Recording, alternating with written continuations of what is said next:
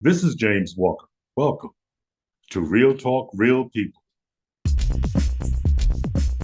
This is the podcast that turns the mic over to everyday people to hear what they have to say about the issues and problems we face as a society.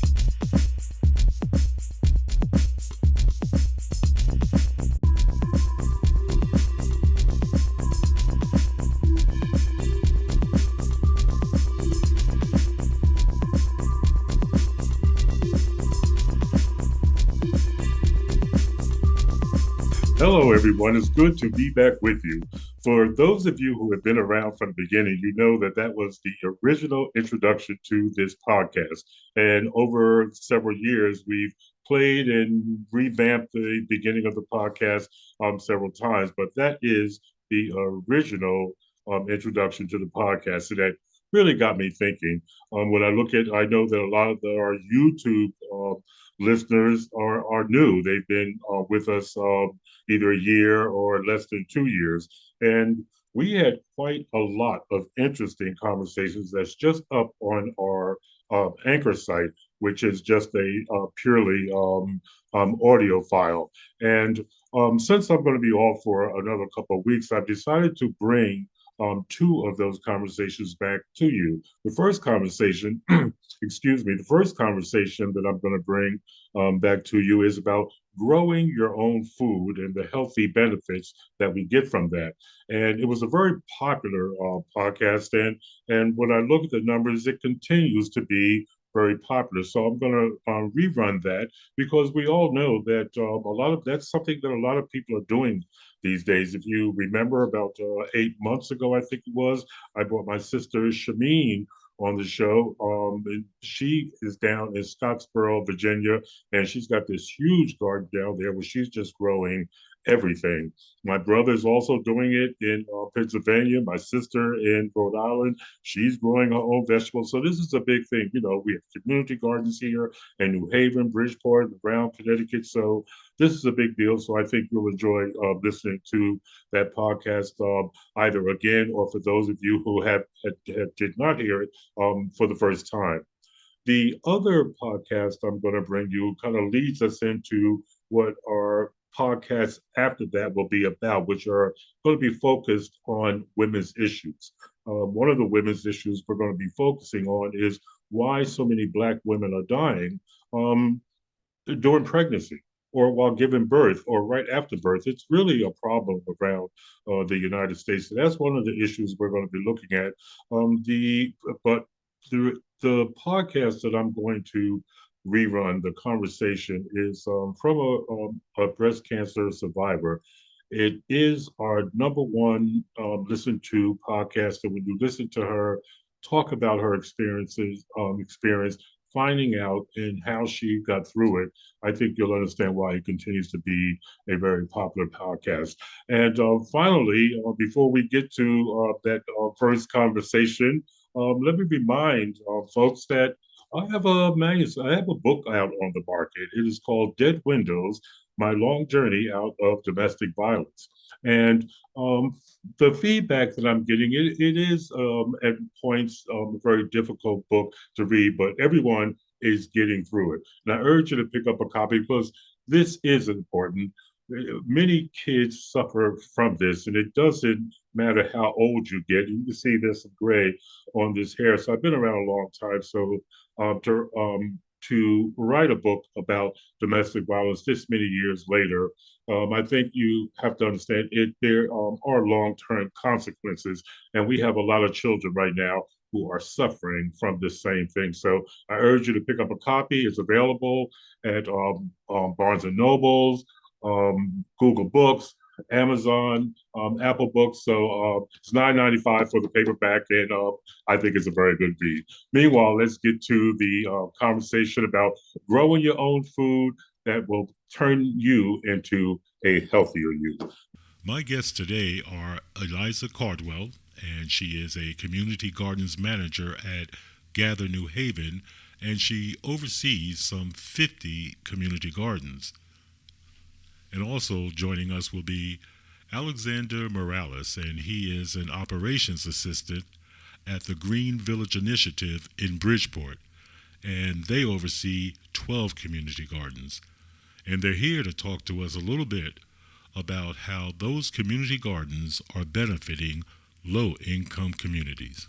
New Haven Farms runs several farm sites around the city, and most of the produce that they produce goes to the farm-based wellness program, which identifies people who are at risk of diabetes and other illnesses and sort of works with them. Like, they do a lot of cooking demos and talking about food, and then they give them sort of CSA share produce baskets from the farm.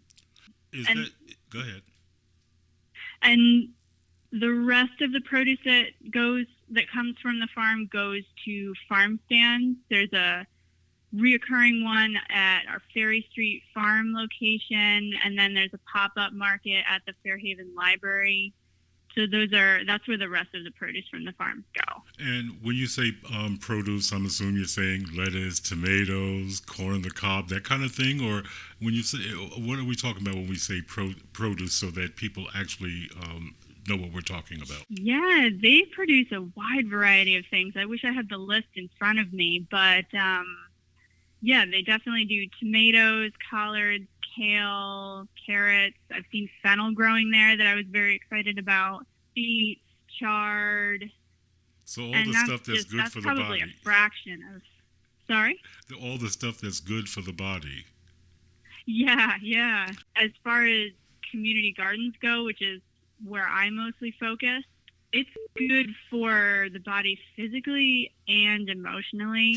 Each person who gardens with us has their own garden box, like a wooden bed that they can grow whatever they want in. Some gardens do communal gardening, so they'll do sort of row crops and they'll all work on them together. So it has the double benefit of you get to eat what you grow, and it just relaxes you. I think that so many of our gardeners use our gardens as a place of recreation and just sort of rejuvenating your mental health, because once you walk into a garden, it just feels different from the sidewalk and the street. And I'm sure it smells a lot differently too. Yeah. And it just gives you a chance to sort of be within nature and interact with it and experience it. So you have the farm stands and you have the community gardens. How many community gardens do you have? And are you just in New Haven, or are you in New Haven County? We're just in New Haven, and we have about 50 gardens. Wow. So with 50 gardens, I'm assuming that there is an interest there from the general public. Is that interest growing? It certainly did this year. We had over 70 applicants on our online application form, and others that just walked into gardens and asked for plots, which is totally fine. People calling and asking for plots. So there are a bunch of ways that you can get them, either the online form, calling, or just going into a garden and asking someone about it. So there was definitely an increase this year. And how big, now I guess people are, awarded is the wrong word, but I guess they're given plots. How large are these plots? And for instance, if I'm a family of 4 and I grow, how much can I grow in this plot that we're talking about? That's such an interesting question. Most of the plots are 8 by 4, and how much you grow can really depend on your experience with gardening and your willingness to shove plants next to each other. Plants really can grow in some proximity to each other. They do shade each other out to some extent, so there is a limit that you can grow in that kind of space. But if you're really an expert, you can sort of succession plan them, like you harvest one thing, you plant another throughout the season. So you can, if you're really good, you can get a whole lot out of that space. And I have to say that even though I've been gardening a long time, I'm not there yet. So a masterful gardener could get quite a lot.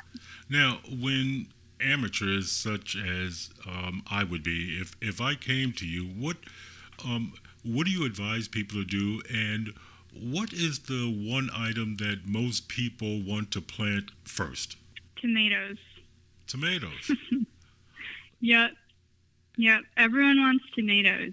And for good reason. They tend to produce really well without the gardener needing much experience.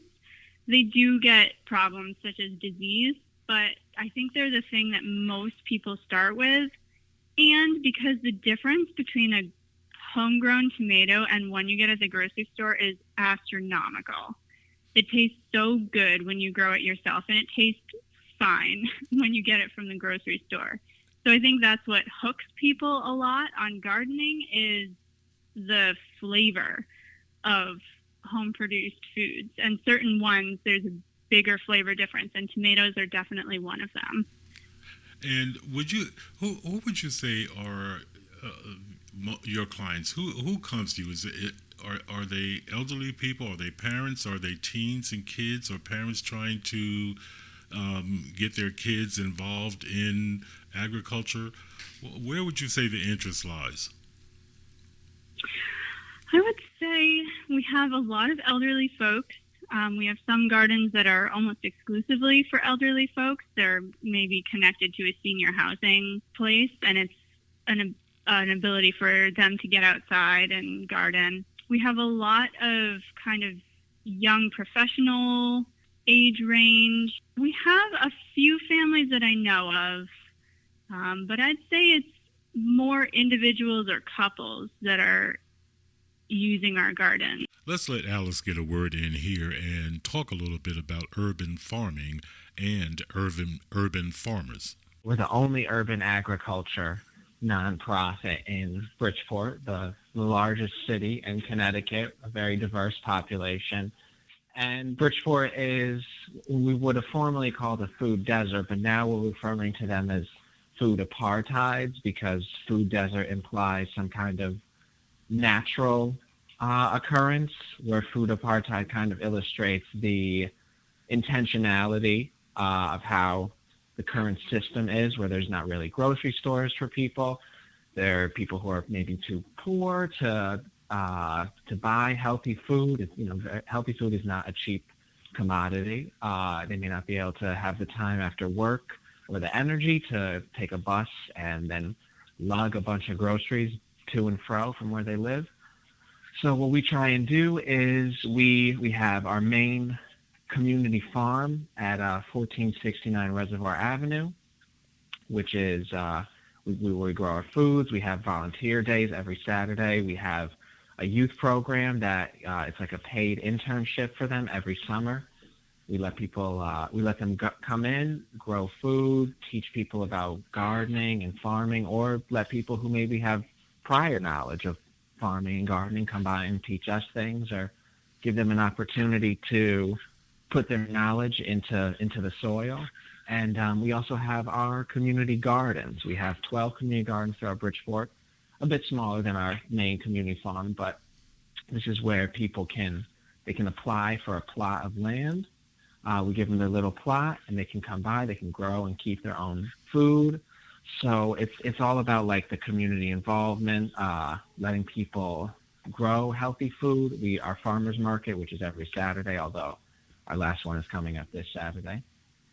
We sell back the vegetables, the harvest that we had. We try to sell it as a very cheap, very reasonable price, because there'd be no point in growing all this food and then selling it back at high prices that aren't easily affordable.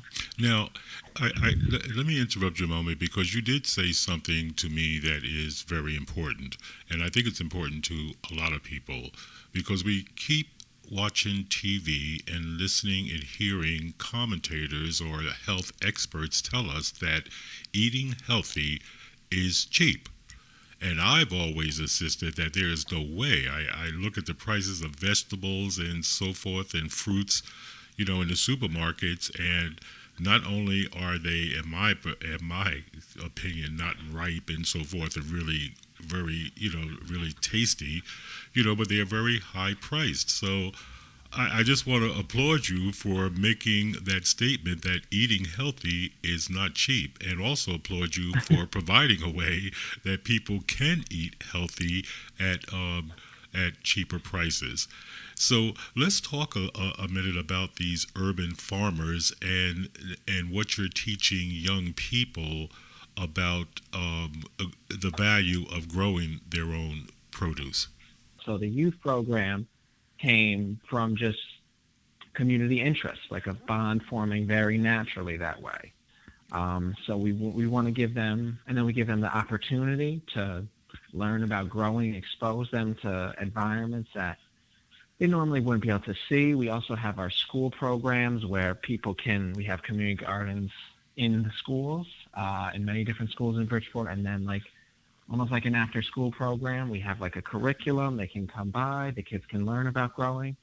And we consider it to be like a very evolutionary process. We have someone who works for GVI, who started off in the youth program, and now they're working in the youth program themselves, helping out the next generation of farmers. So we want to give people this opportunity that they may not have had to they may even have the knowledge already. We have people who have immigrated from other countries where they grew up on farmland and they're very comfortable in the soil, but now they're living in Bridgeport and they don't have that opportunity to grow stuff, and now they do.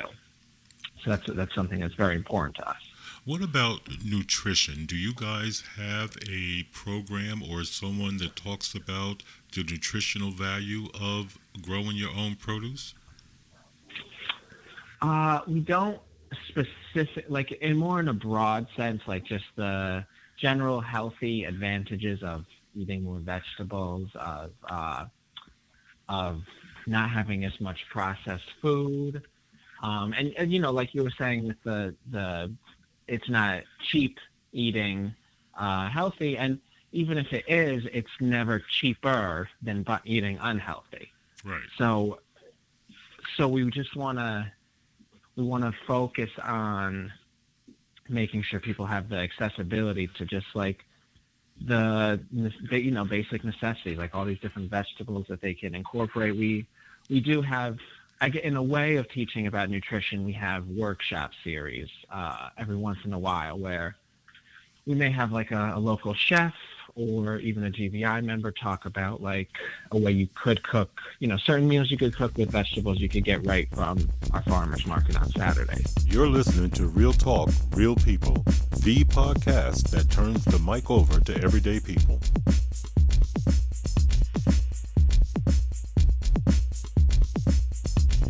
Eliza Cardwell and Alex Morales are here talking about the rising role of community gardens and the effect that they are having on urban and low-income communities.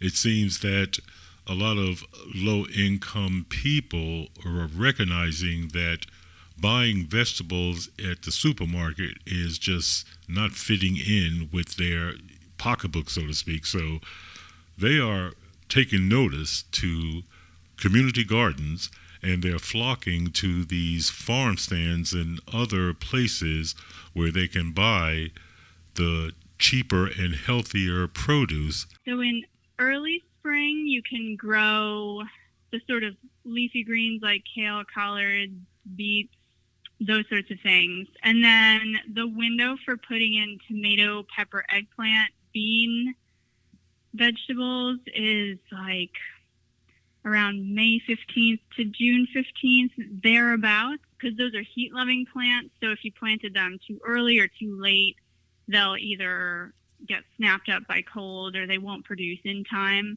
And then towards the middle of the summer to end of the summer, you can start planting those kale and collards and leafy greens again for a fall harvest. And the one who is masterful at this is our farm manager, Jocelyn. She's got seedlings and seeds going in at all different times. She has an incredible crop rotation. She really knows how to maximize what can get grown at what time.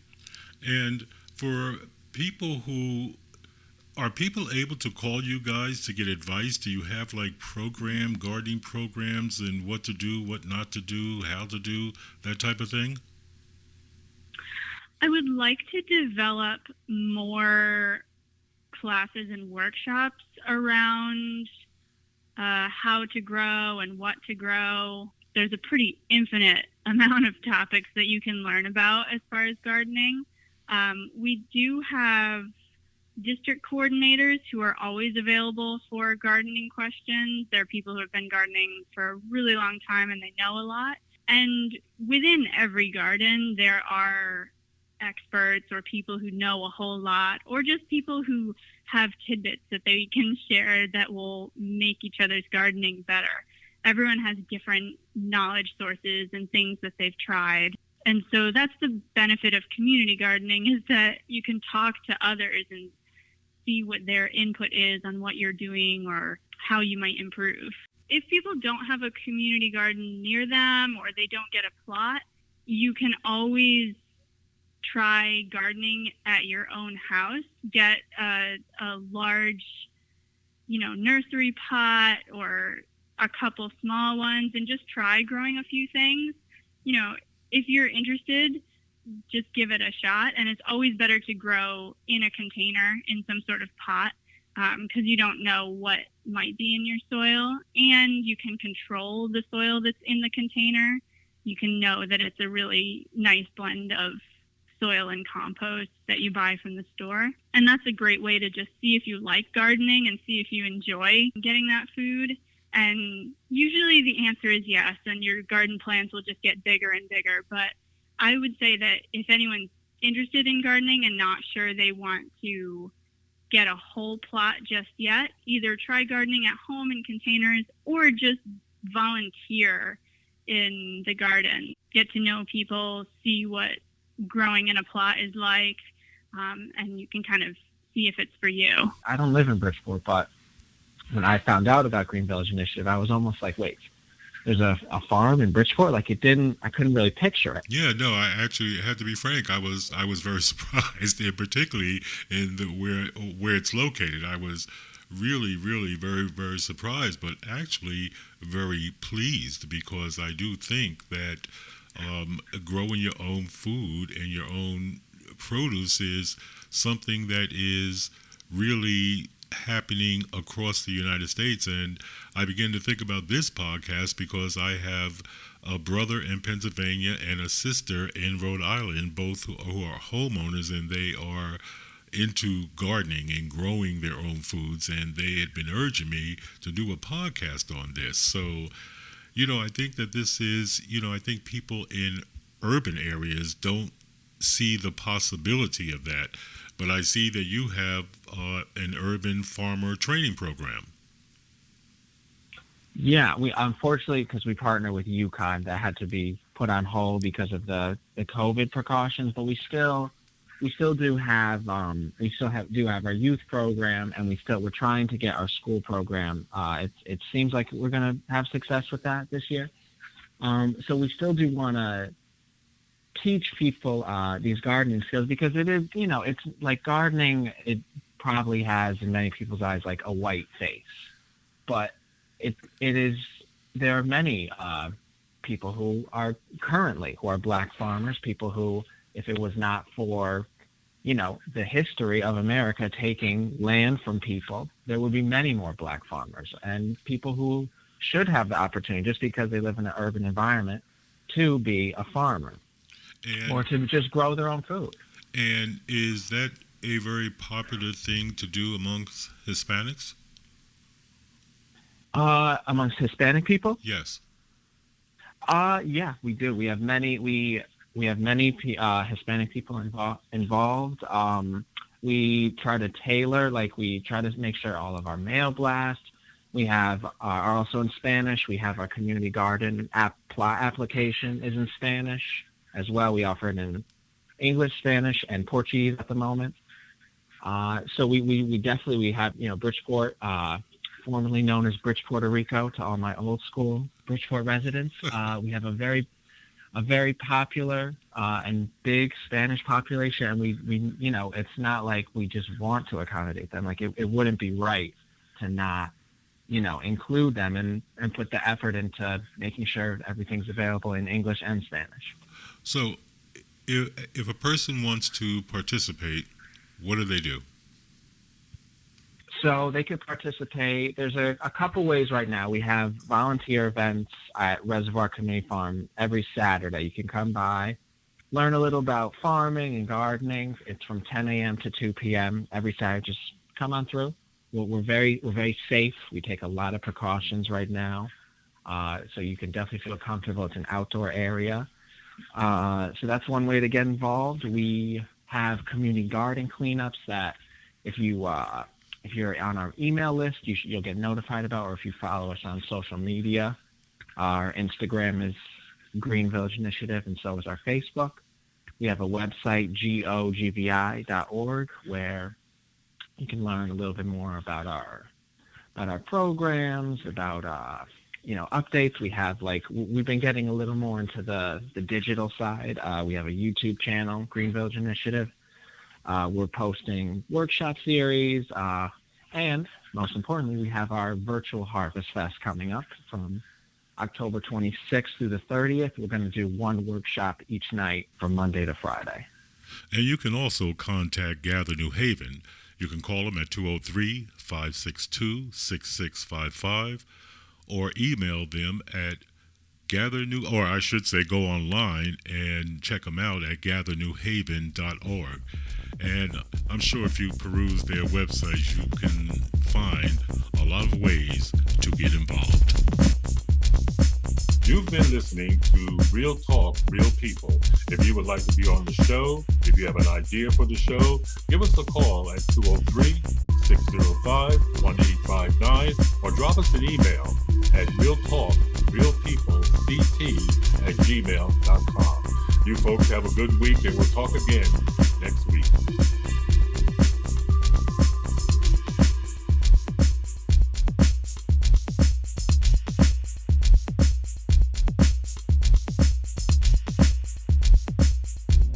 Dead Windows, the new book by James Snowden Walker. Available now on Amazon, Barnes & Noble, and Google Books.